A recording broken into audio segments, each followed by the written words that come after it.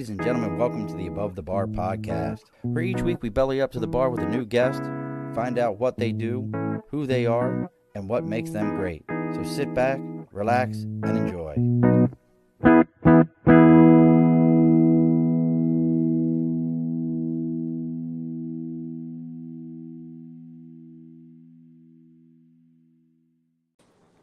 Alrighty, folks, welcome back to the Above the Bar podcast. It's your host, Sean. Why does it sound like I'm yelling? It's your host, Sean. We've bellied up to the bar today.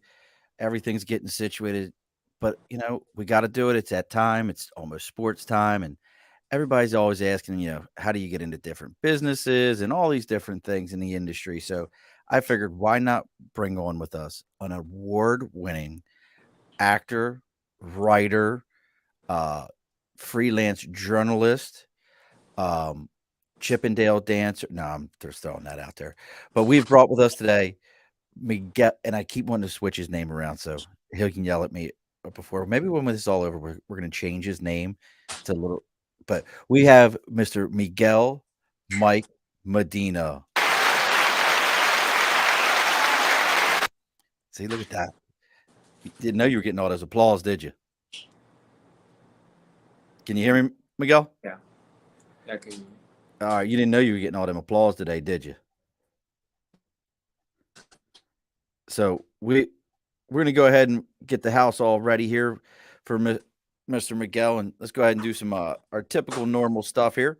So for those of you that are joining us, and you can see the pictures behind me, we got the big board for Sticker and a Cause. As always, if you've got something you're supporting, whether you're an actor, actress, and you've made stickers of yourself, you've got your own podcast, I don't care what it is. Whatever it happens to be that you've got going on, go ahead and reach out to me. You can find me on Facebook, the Above the Bar podcast, our parent network, Earplug Podcast Network, or on Facebook, LinkedIn, YouTube, Twitter, Twitch, TikTok, and our email. They're all the Above the Bar podcast. Emails the Above the Bar podcast at gmail.com. Send me a message. Let me know what you got going on. We'll go ahead and read about it on air, and we'll put your sticker on the big board for Sticker and a Cause.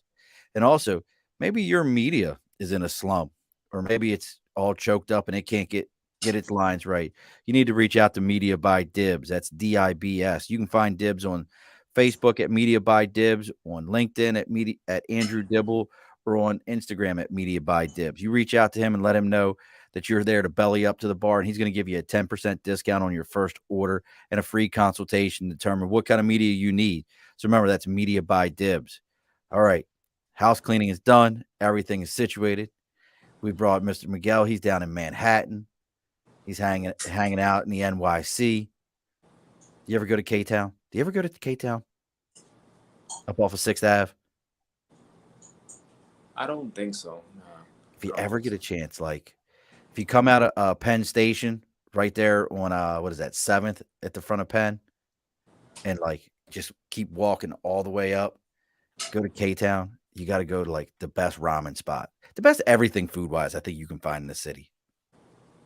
Gotcha. I mean, I'm a fat kid at heart. So, again, welcome, brother. So, let's go through this resume again real quick. So, you're an award-winning actor, freelance sports journalist. What else am I missing here? You've got what are some of the other writer? Mhm.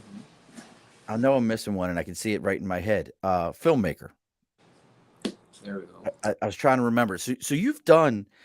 How long have you been into this industry? As a freelance sports journalist since 2013, Wow. as an actor since 2014, and as a filmmaker writer since 2016. Wow. So you've done pretty well for yourself pretty quickly in that industry, comparably to some. Yeah, I'm just a person that I always say I don't wait for no one to give me the green light. I gotta create my own. I create my own opportunities. I'm not one of these people that cries and complains on social media. I just go ahead and do it. So there's a lot of people out there that want to get into these industries, want to get into all the things you're doing. They think they know. They think they've got it figured out. Um, what was the catalyst for you to get into these industries? I'm gonna start with sports first. Sports has always been truly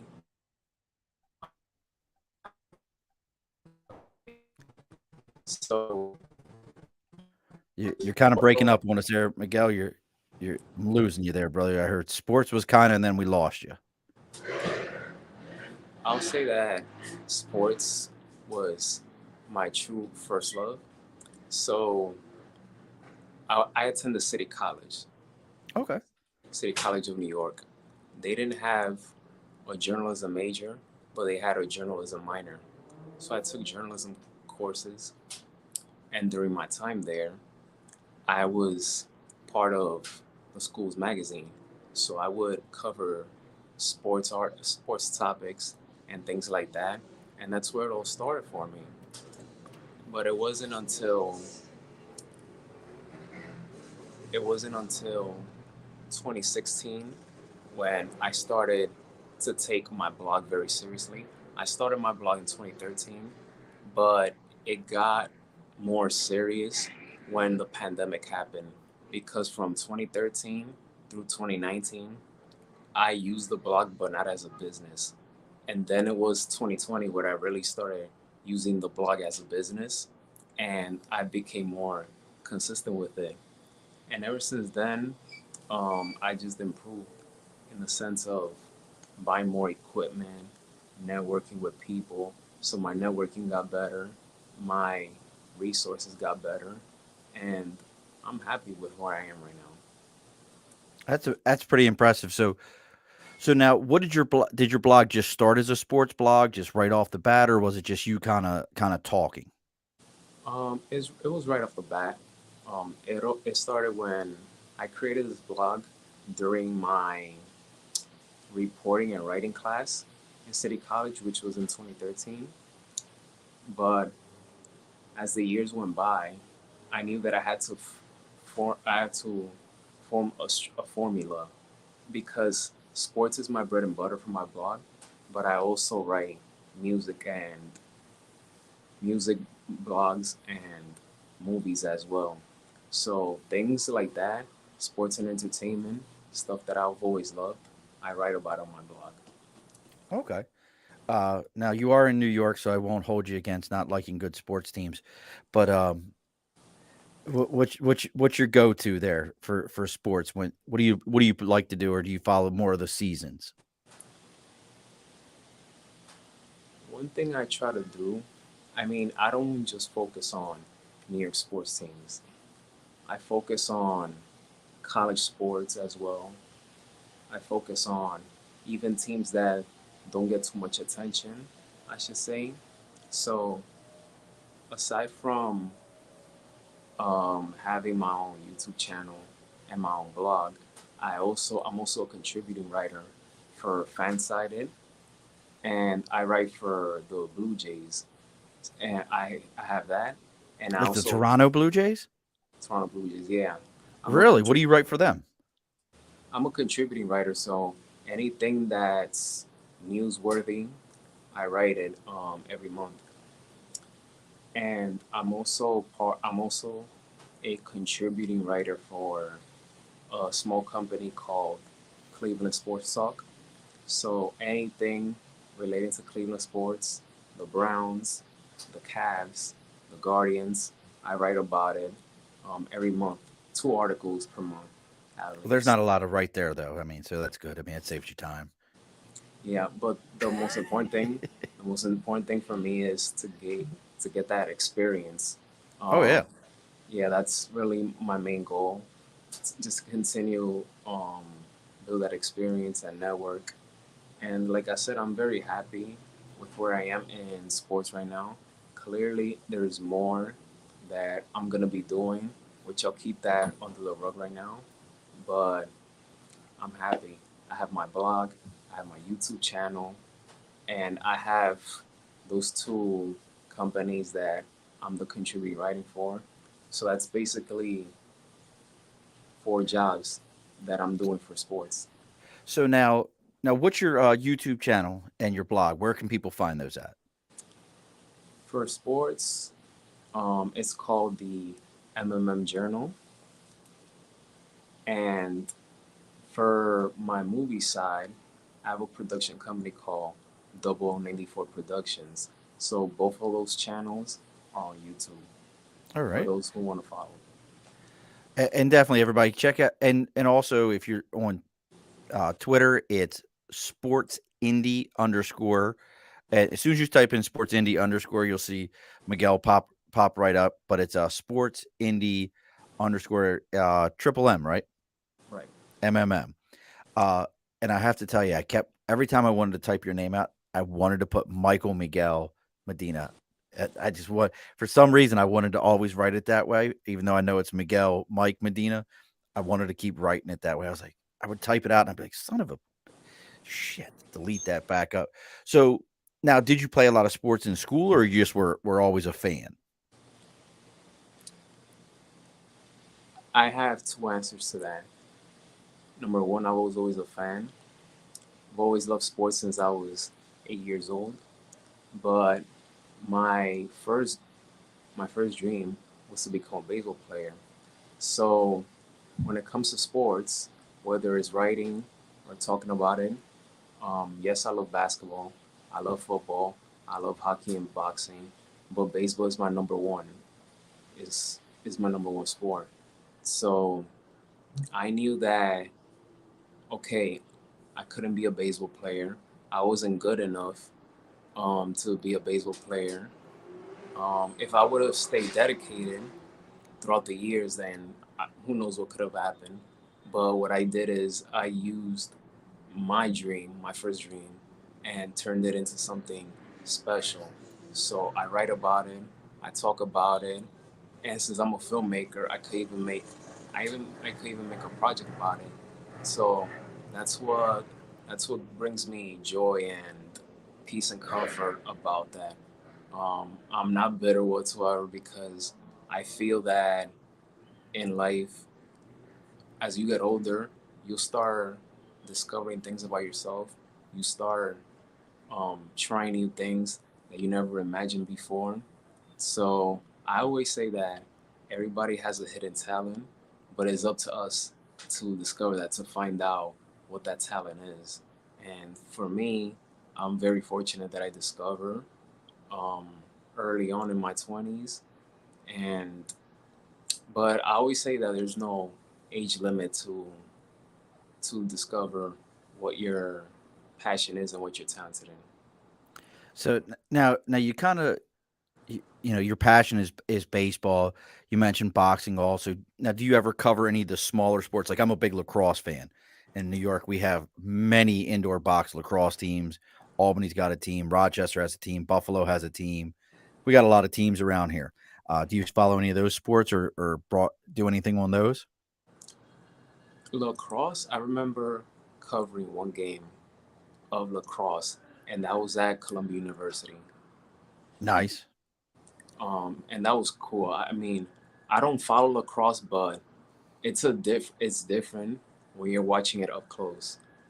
When you're watching it up close, it's totally different than when it's on TV. It's more engaging, it's more entertaining. Um, 100%. Volleyball, I don't follow it, but I've covered it when I was in City College and my alma mater. So those small things I've pretty much followed and covered. Not as much, but something is something. Hey, look, I mean, most people just sit around at the bar, or sit around on their asses and talk about sports like they know what they're talking about. They don't get out there and really try to educate themselves and learn about it. Uh, as I'm always curious, I know I have my favorite Orioles player is always an obscure player. Everybody thinks it should be, and I do like Cal Ripken. I do like Rick Dempsey. I do like all those guys. But who's your go to baseball player? Oof. Of all time or Yeah, current? for you, like the one player that you loved, and you were like, everybody else was like, "You like that dude? Like, really?" Like, I got mine for me, I always tell everyone, Mike Devereaux played for the started off at the Dodgers, was an O, He's actually this weekend going to be in Baltimore for the 30th anniversary of Camden Yards. Like, I'm a Mike Devereaux fan. That's my man, Devo. Oof. Oh man, it's tough because it's not just one. I always say I have more than one. I mean, Who you got? I mean, I let's mean, hear I it. it's been. I mean, I've been watching baseball for 22, 23 years, and there's just so many that is just like wow. But for I mean, I will say this. I would say this person, but I'm not going to because he's my idol. So I'm not gonna be biased. So I'm Oh, you froze up on me again. Where'd you go, brother? He froze up on me. He was gonna tell us his idol, and then he froze up because it was so important. He froze up on me. Are you back? yeah. Okay, who was it? Who's the idol player? Well, the guy that I always idolize is obviously the captain, Derek Jeter. Oh, Derek He, Cheater. Derek Jeter, yeah.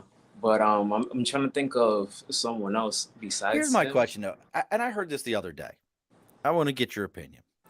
Jeter doesn't play for the Yankees. He's a Kansas City Royal. He's any other team. Does he matter? I mean, it's debatable. I mean, I know that Jeter is one of those guys where people find him overrated. They bash his defense. I mean, his defense is not that bad the way many media members are making it turn out to be. Is Was he better than A Rod at that position? No. Was he even better than Norman Garcia Parra? No. No ma. So, and that's another guy. I feel like he's forgotten Nomar Garcia Parra. But Unless you watch and Saturday Night Live. when I started watching baseball, those three were the hottest young shortstops in the game at the time. Oh, absolutely. But the thing about Jeter is his personality and his work ethic. I'll That's give what you drove that. people to love him, you know? And for a guy like A Rod, and I'm not gonna get controversial with this, but A Rod, I love A Rod for several reasons. I mean, I will always, I thank him for 2009, but there's a lot of things that A Rod could have done differently that would have not made people hate him as much. As part of it had to do, part of it was not his fault, but on the other side, it was his fault. But in terms of A Rod and Jeter, A Rod was way better than Jeter, hands down, way better than him. So I never really understood the jealousy of him. I guess because he wasn't revered as him, but and they were tight at one point. If you know, um, Well, I remember before when A Rod came. before he went to Texas, they were tight. They What were was the tight. other way? A Rod came from Texas to New York. I remember when he signed the 10-year, $120 million deal. That was like unheard of. Yeah, no, but I'm saying before he came to the Yankees, before he even went to Texas, Jeter and A Rod, they were tight. They had a great Oh, friendship. okay. They were inseparable. But then some comments that A Rod made about him when he signed with Texas pretty much derailed their friendship. But hey, at least they won a ring together in 2009. They could have had more. They should have had more. Had they would have got their act together in October. Because as a Yankee fan, I'll say this: I'm one of these Yankee fans that I'm gonna keep it real. I'm not gonna always use the we have 26 world championships, blah blah blah blah. When in reality, we've only won one title in like 21, 22 years. So if it wasn't for 2009, we would have gone through 22 years without winning one. So It's a great point. it's exactly. So I feel that as a Yankee fan, I can't always use that excuse. I always gotta look at it as okay, you guys, we won the division. That's cute, but can you come through in October? Because to me, as a Yankee fan, that's what it matters. Can you come Right. through in October? So right now, Aaron Judge, he's That putting dude's a an beast. amazing That dude's a season, beast. but I'm not. Oh no, the Yankees are cutting us off because they knew I was going to talk bad about them. Uh-oh, we lost Uh, Miguel for we lost Miguel for a me, moment. a part of me is saying like, wow, like Judge is really killing it. But then the other side of me is like, okay, that's cute, but can you do this in October? when the bright lights, are on. So I'm still waiting for that. It's a great point that you bring up there. That certain sports franchises, and I think that's a great point. Certain sports franchises, I don't care what you do all season long. What do you do in the postseason? That's all that matters. I mean, how many years with New England? They could do anything you want during the regular season. If you don't win a ring, it was a failed season for them. Same thing with the Yankees in Boston. You don't win a ring, it's a failed season. It means nothing to anybody. Um, But Boston fans, I hate to say this, but since 2001, it has been their way.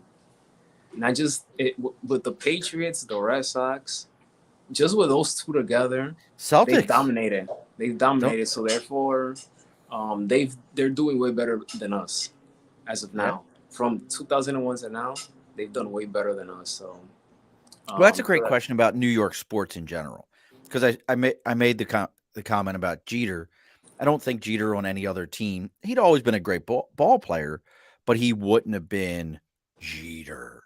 Like you wouldn't have had that coverage of the guy. Do you think but that hurts a lot of athletes when they come to that New York market? There's that expectation that you're supposed to perform at a different level in this city than anywhere else. I mean, look at Kansas City. I mean, that's a small TV market, but a beast. They've won World Series in the last decade. They've won Super Bowls in the last decade. I mean, that's a beast of a team. What do you think that does there? I mean, and we're going to kind of use that to kind of catapult into you getting into acting in that area. What is that like? You know, well, I'll say this. First of all, let me answer this. Not everyone is meant to play New York. Not everyone is built for that New York media. Not everyone is built for that criticism. And as a Yankee fan, I, it's different, isn't it? I know how it is. I trust me. I know that we're not the easiest people to please. Um, Unfortunately, there is a lot of us that are very don't have a very good conduct when they go to the stadium. So I'm just being honest. I'm Look, just being I honest. like But the way you put that. The yeah, conduct isn't the best at the stadium. yeah, it's not. And I was disappointed early on this season against the Cleveland. I was gonna say Indians. I prefer Indians over that ridiculous Guardians name. But Yeah, I think it's a silly name. I get it changing the name, but you could have come up with something better.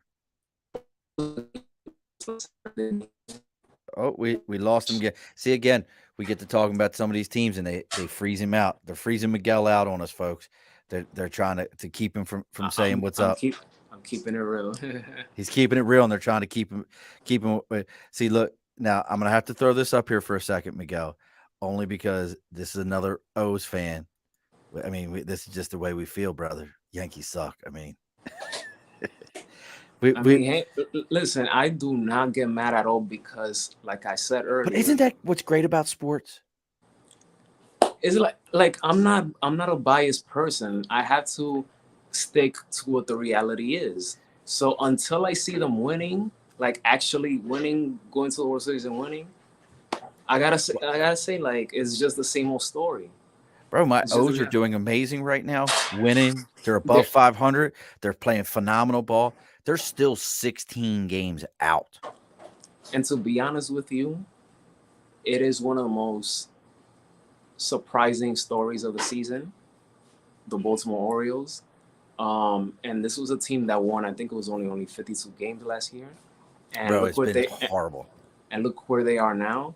And I had the privilege of going to Camden Yards before the pandemic, Oh, nice. and it's one of those ballparks that it was on my bucket list, and I went over there by myself, and I just had an amazing time there. It's a beautiful place, isn't it? I would tell you if you like to tour ballparks, if you like Camden Yards, you got to go to Petco Park or whatever they're calling it now out in San Diego.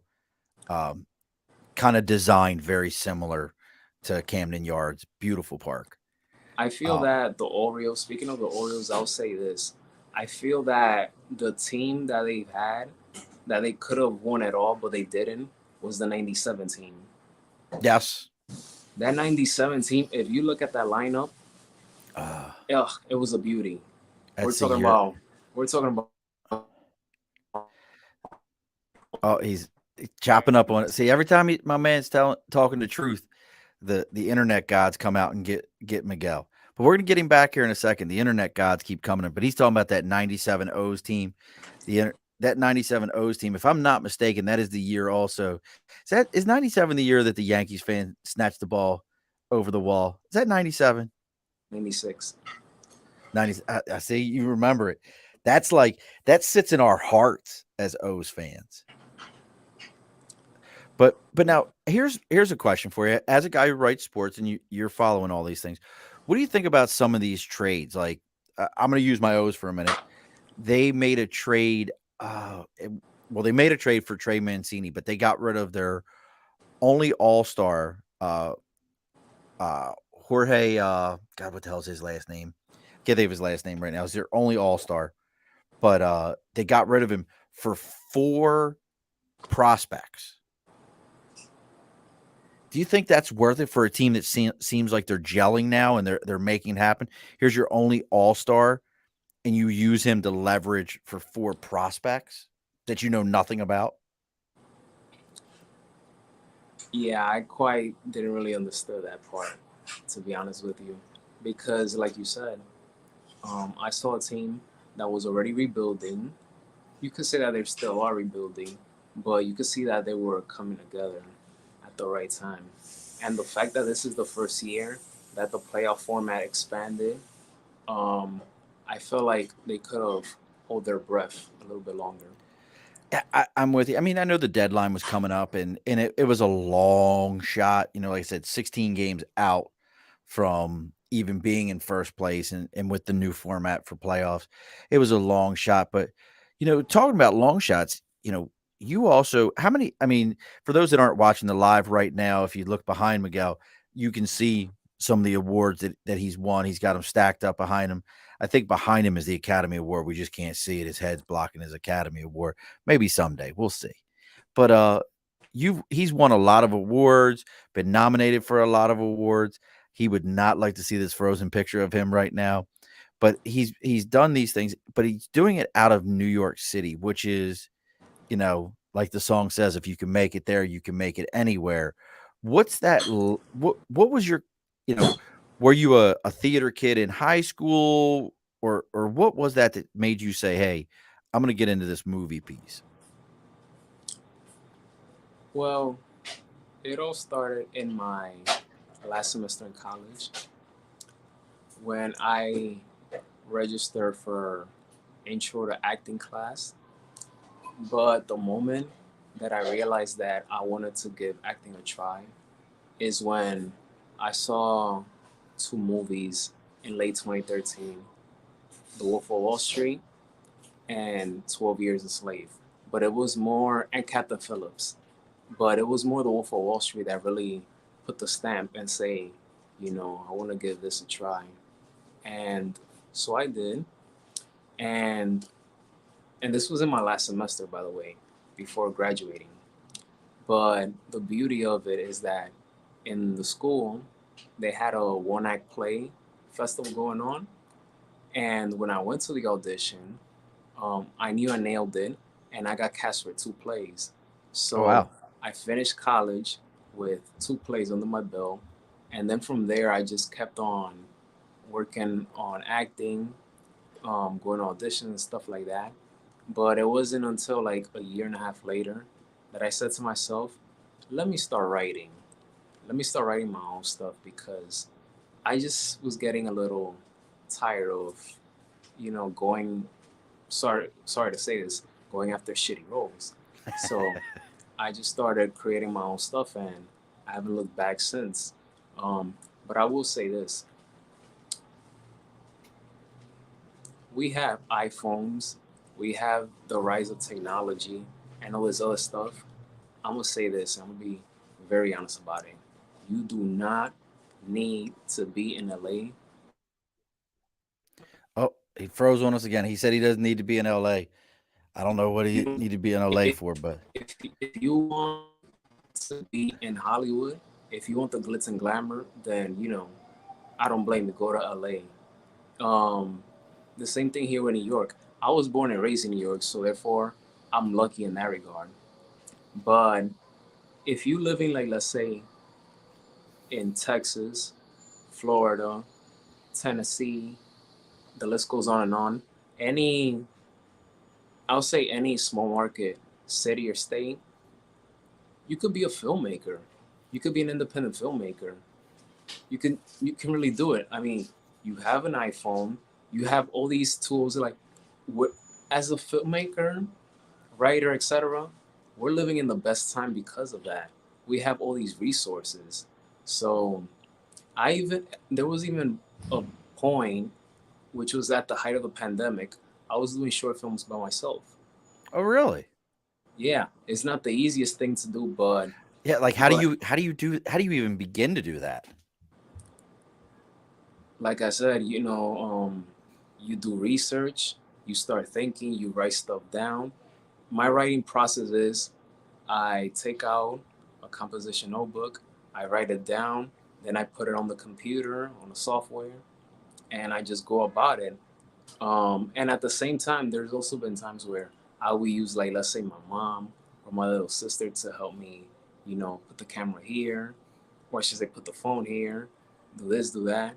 I tell them, like, this is what I'm planning on doing, and they help me out. So I always say, use your resources.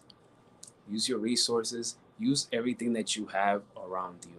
Like, you don't have to um, be bougie, and because that's what anyone that's into film that loves doing this, we were taught that, oh, you got to go to film school, you got to move to LA, you got to be this, you got to be that. Oh, as soon as he says LA, it locks his computer does not like to hear him talk bad about LA. Does And not like it at all. I've been to LA. I love LA. I Miguel, like to. Miguel, you got to hold up, man. You're as soon as you said LA, your whole system locked up on you. Every time you say LA, it locks up on you. You you got LA, you got LA ghosts over there in New York City trying to hold you up, don't you? I was listen. I've been to LA. I love LA. It's nice, but in terms of living over there, I don't see that in the cards for me. I just don't. I East just Coast, don't. East Like, Coast. like, you gotta think about what brings what makes you happy. You gotta think about your future living conditions. Do you really wanna you know deal with, how can I Drought, say, fires, earthquakes. not just that, but also like living expenses. Do you really wanna get hammered with that kind of rent that you have to pay monthly, et cetera, et cetera. So it's all about, you got to think about how you want to live your life going forward. And that's how my thinking, my thought process is. Now, would you ask me, do you want to spend the rest of your life living in New York? My answer is no, no, No, where are you no, trying to do this at? no. Um, that's something that I'm still figuring out. I do have some ideas in mind, which I'm not going to disclose yet because I don't want to contradict myself.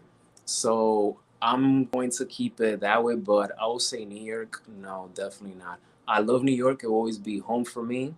I will always root for my New York teams. But Yeah, in terms of my future of where I want to live, nah, it's not in the cards for me. No.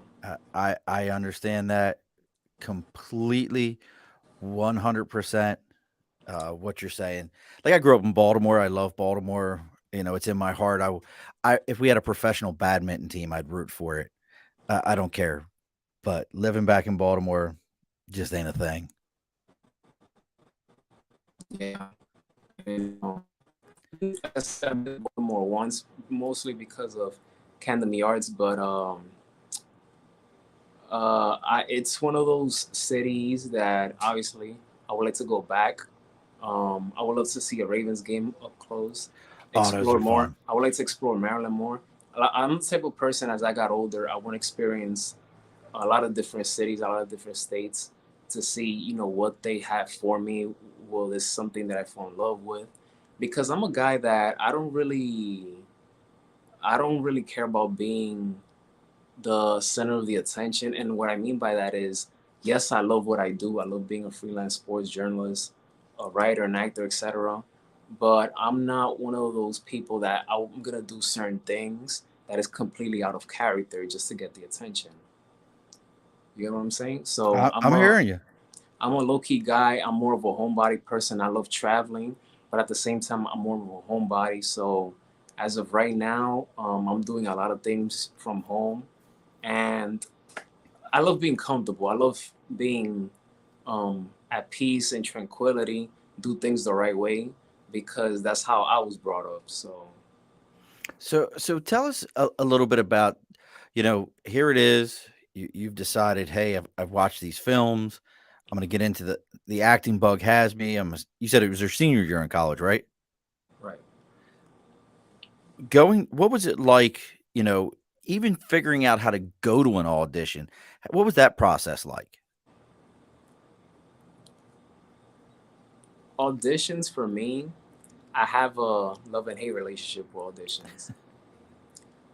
I love it in the sense that you want to prove yourself that you're the best actor for this role or for that role. But it's up to the casting directors and producers, etc., to see if you're right for the role. I love it that in that sense that you want to go and prove yourself.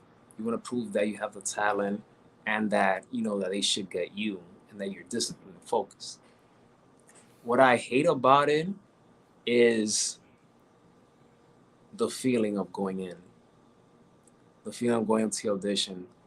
I feel that Oh, I feel he just froze up on us again. So we'll have to wait for Miguel to come back to us so we can figure out what he feel. You froze on me, Miguel. I heard. I feel that going to an audition, and I lost you, man. I was ready. I was ready to make this happen. the hate part, right? Was it the hate part? That's it. I feel it. That's it. Where were we at from there? In terms of the hate part, like I've been to auditions where they would give me a direction, and to me, part of it didn't make any sense, but I'll do it anyways. So also the fact that like I could write my own roles. Like, why am I doing this? Why am I auditioning for the wrong roles?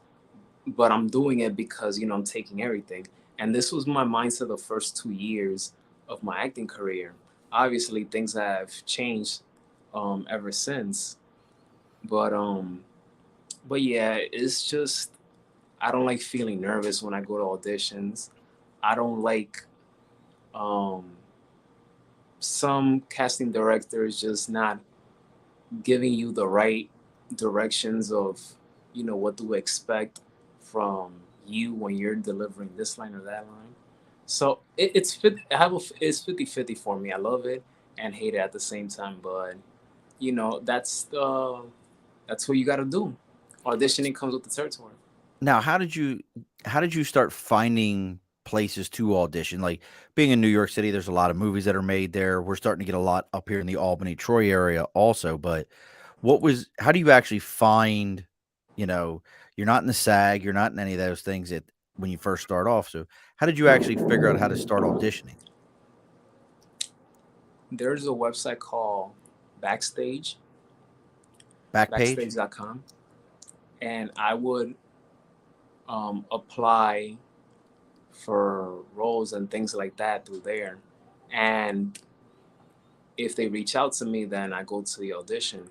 But basically, most of my auditions have came through that website. So what are you providing to them on that website for them to be able to say, "Oh, Miguel's who we need." Obviously, I have my headshot there, my reel, my resume. Um, my profile is pretty stacked on Backstage. I've come a long way through that, so I've noticed that if you have a reel and a nice headshot, it increases your chances of them reaching out to you. Obviously, everyone else who have backstage or actors access, which is another website that actors can create an account to to kind of get for noticed and casting everything. calls for casting calls. But Now, when you say that's a something that reel, I've noticed. That's something I've noticed over the years. what's a reel? Like I think of Facebook reels. What's a reel? So you, lo- you froze it froze up on me. He's probably telling me all these amazing things about how I can be an actor myself, but we lost Miguel for a moment. So we'll be back. So he's telling us about reels and what this is. You back with me, brother? Yeah, I'm back. All right. So what's a reel? A reel is basically a compilation of all your work. So of all your best work. So I'll say whether it's acting, cinematography, or directing, I always say keep your reel, make your reel at least 2 minutes maximum. Don't go over 2 minutes because you got to think that a casting director, they're getting 1,000 submissions, so they don't have time to see 5, 10 minute reels. I'll say the shorter the better, and make sure it's your best work. Impactful. Exactly. It has to be your best work, and make sure that it's that the sound is good and well edited. All right. So now you started getting you've gotten started to get roles pretty consistently. You're talking about your back page, but your IMDb has a ton of stuff on it. Um, there is a whole lot on that IMDb. So what was the first thing that when you got into acting and that you were actually nominated for award? What was the first thing? That I got nominated. It probably. Oof, that's a good question because I have a ton of films under my belt right now, so I'm gonna have to think about this one. Well, what was the first one you actually, won for? I mean, we can all be nominated, but what was the first award that you won? The first award that I won was the audience award, and that was for my very first short film Now, called what's an Rain. audience award? Yeah, that was an audience award. But what Um, what is what is an audience award? What is that? Basically, for that one, um, they vote for the movie that they enjoy. Okay, so it's a vote by the fans to determine what movie they like, how they enjoyed it. All right. In terms of I could say that the most recent films that I started seeing that wow, I'm getting a lot of nominations and selections was a short film called Neighbors, Breakups, and Surprises. It's a comedy short film. Now, if somebody wanted to watch that, could they find that on your YouTube? Not on YouTube, but I have it on Vimeo on a private link. So if anyone wants to Do see you it use or do you use whatever, that to do you use that to pick up significant others? Like, oh, let me send you this private link to my special film that I made that I won awards for. nah, Is that your pickup line? Look, nah. he's blushing. For those of you that aren't watching the live right now, Miguel is actually blushing. He's like, nah, No, man, no, no, no, I no. would never do Because that. no, I have. Well, I used to have a lot of shorts on YouTube, but I have a few now. I decided to put those a lot of ones on private for film festival purposes, because there are some film festivals that don't really like when your film is on YouTube. They prefer to Uh, have the premiere at the festival and things like that. And then I'm also like working on something in development that like I said, I'm gonna what keep you it working quiet. on? Hold on, don't be stingy. What you working on? I had to. I Don't be don't stingy. like when I have a master plan going on. I don't want to drip. I don't want to drop everything at the moment. So until it Uh, happens, until it happens, then I'll disclose it. Look, there's a rule on the Above the Bar podcast that if you make it on the red carpet, I ain't got to be in front of the camera. I'll walk behind you, but you got to take me on the red carpet. That's a rule. If you didn't know that, that's a rule here on the Above the Bar podcast. Is You make it to that level, you gotta take me on the red carpet. I mean, I'm just saying. Just saying. I'm just saying. Well, hey, like I said, like I'm not a person that, you know, um, I care about winning an Oscar in the future or things like that. I feel like this, what you see behind me, The awards behind you right now.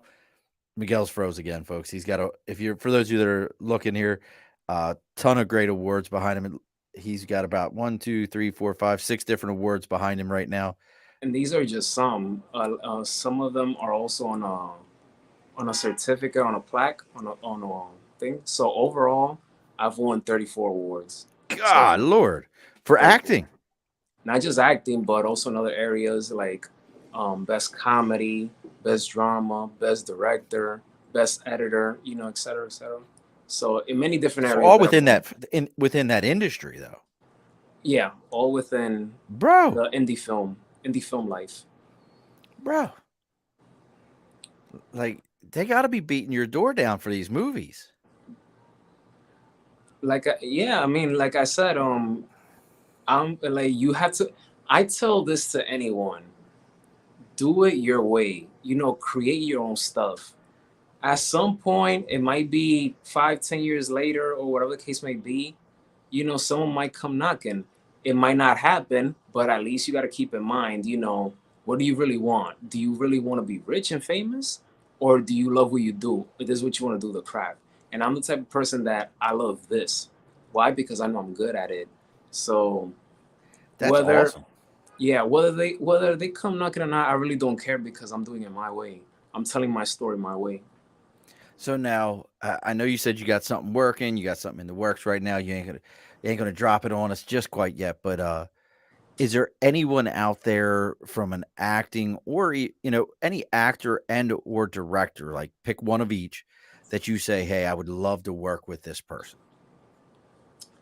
Oh, that's an easy one. From an acting standpoint, if I would ever be in a position to work with this person, it will be Jake Gyllenhaal. Okay. Now what is it about Jake Gyllenhaal? There's so many great actors that I'm a fan of, but Jake Gyllenhaal to me is one of those actors that, yes, he's dedicated. Uh, oh, we lost him. 'Cause I'm curious why Jake Gyllenhaal, because he was just actually there was something about him with one of the Marvel movies that just popped up. What was it that about Jake Gyllenhaal that just popped up for the Marvel movies? Because you froze on us again.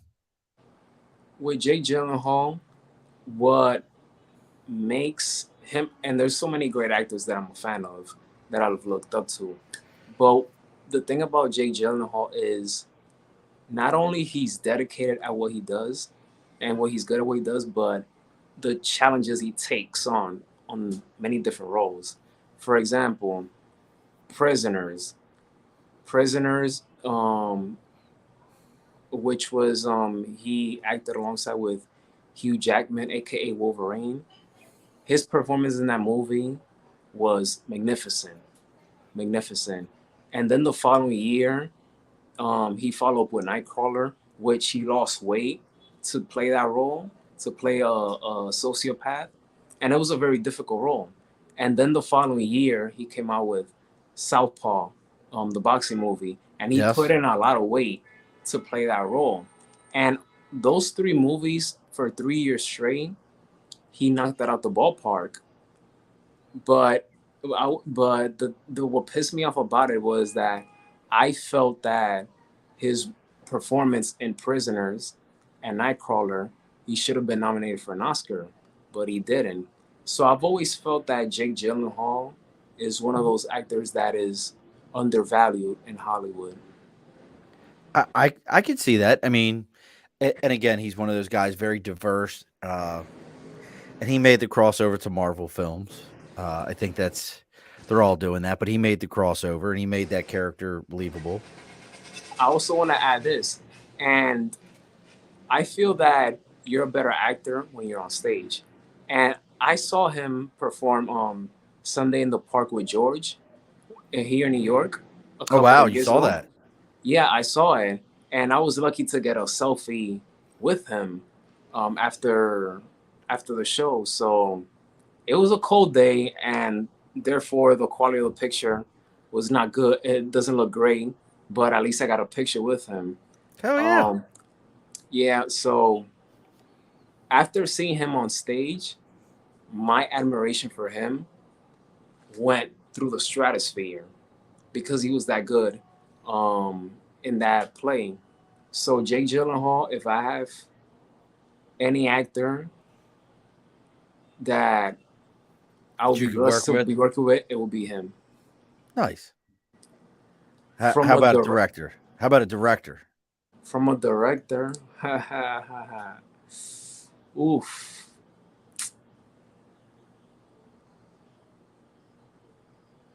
Uh, can I mention two? Sure. You can mention as many as you want.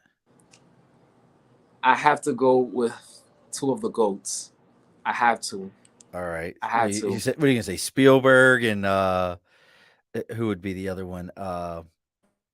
So God, what the hell is his name? Oh God, can't think of his name right now.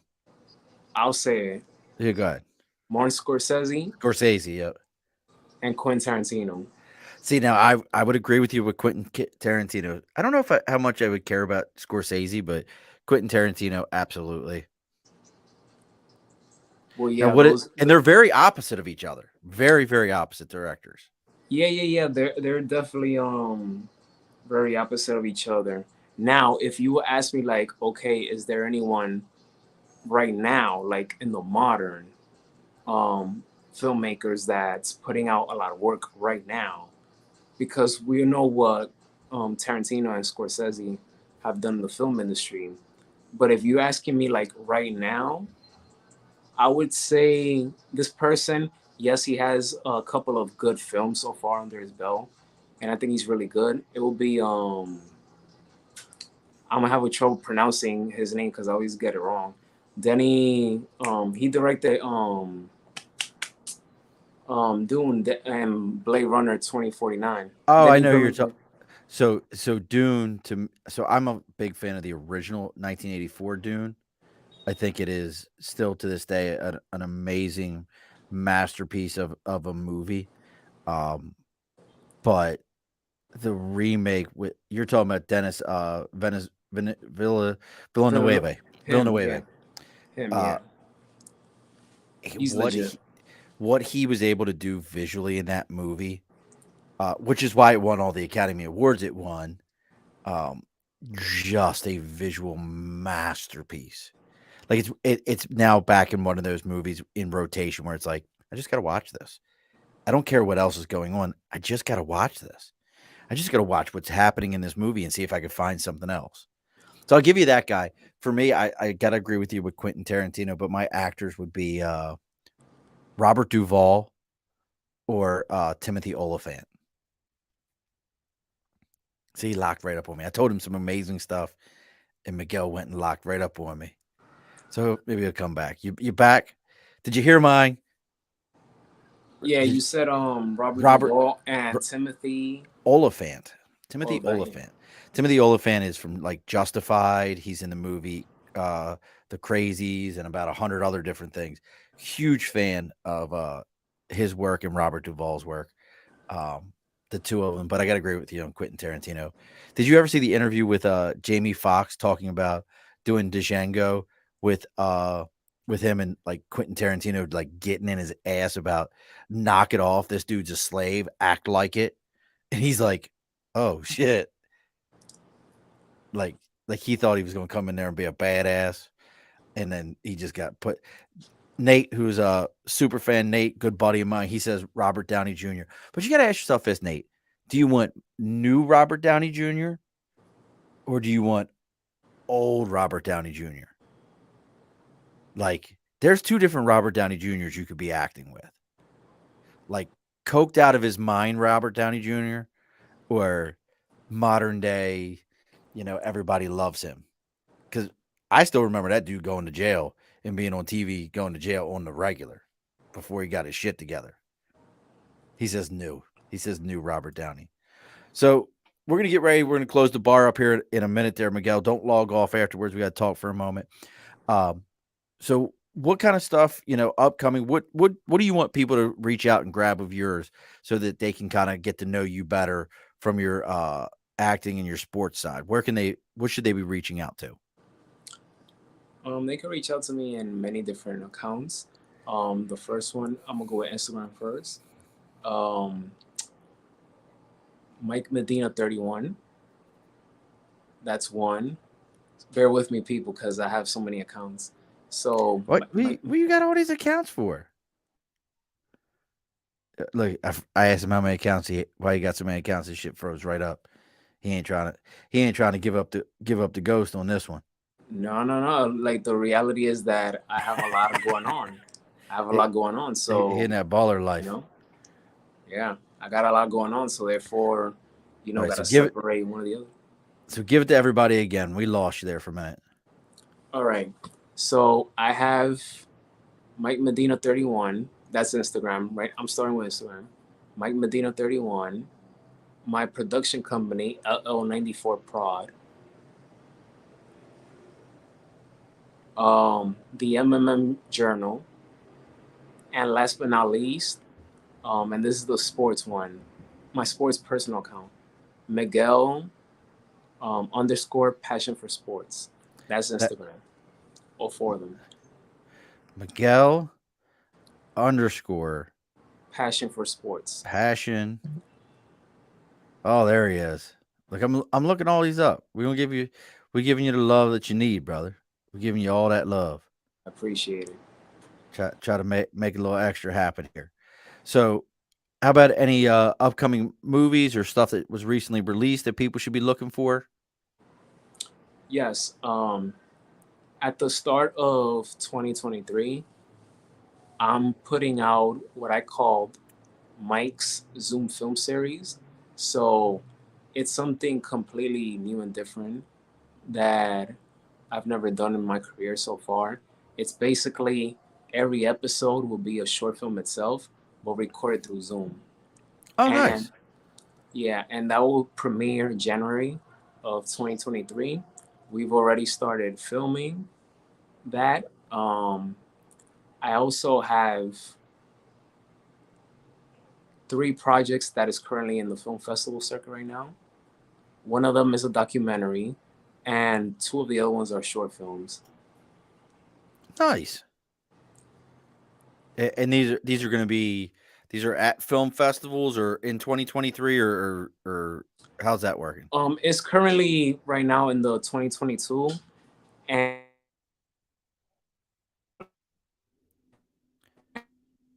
Oh, we're lost you there, brother.